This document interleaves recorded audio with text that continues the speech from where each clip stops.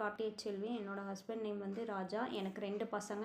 என் பசங்க வந்து infant Jesus matriculation higher secondary ஸ்கூலில் படிக்கிறாங்க.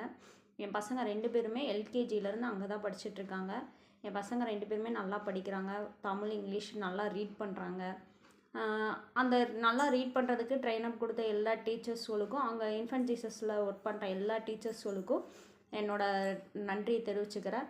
அதே மாதிரி என் பசங்க வந்து இன்னும் மேலும் மேலும் நல்லா படிக்கணும், நல்லா படிப்பாங்க. இருந்ததுக்கு இப்போ எவ்வளவோ இம்ப்ரூவ்மெண்ட் ஆகிட்டாங்க. என் பையன் பெரியவன் வந்து கொஞ்சம் கூச்சப்படுவான்.